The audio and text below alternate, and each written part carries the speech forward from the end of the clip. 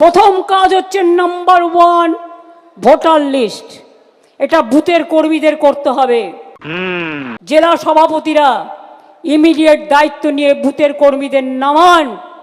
Election ছাড়া যারা তাদের ডাকেন না, এটা তাদের অপদার্থতা।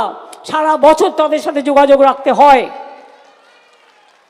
আমি খবর নেব কারা এই কাজটা করলেন ঠিক মতো আর কারা করলেন না। যারা করবেন না, আমি 10 দিন সময় দিচ্ছি, ডিটেলস তথ্য বের করে অনলাইনের এগুলো কাটবেন। কারণ ফিল্ড সার্ভে অনলাইন তখনই অ্যালাউ হতে পারে ফিল্ড সার্ভে করে যদি দেখা হয় যে ফিজিক্যালি তার প্রেজেন্স আছে, শারীরিকভাবে সে বাংলায় উপস্থিত। এটা মাথায় রাখবেন।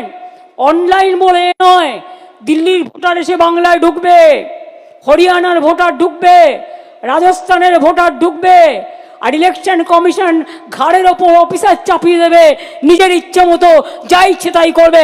মনে রাখবেন, আমরা 26 দিন অনশন করতে পারলে ইলেকশন কমিশনকেও গণতন্ত্র ফিরিয়ে দেওয়ার দাবিতে আমরা কিন্তু ওখানে ধর্ণা দিনের পর দিন দিতে পারি।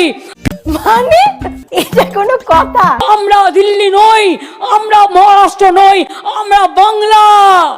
7 দিনের মধ্যে জেলা কমিটি যারা একটা করে কোর কমিটি আমরা করে দেব, যারা ভোটার লিস্টের কাজটা এখন থেকে করতে হবে।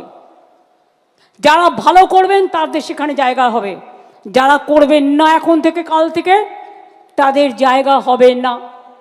এবং তারা কতটা করতে পারলেন 3 দিন পর পর তাকে কিন্তু ইনফরমেশন দিতে হবে, এবং ইনফরমেশন পার্টি অফিসকে পাঠাতে হবে, তৃণমূল ভবনে পাঠাতে হবে সুব্রত বক্সির কাছে।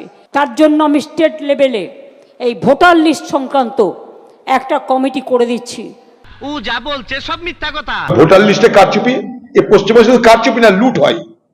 কারচুপি, ভোটার লিস্ট, লুট।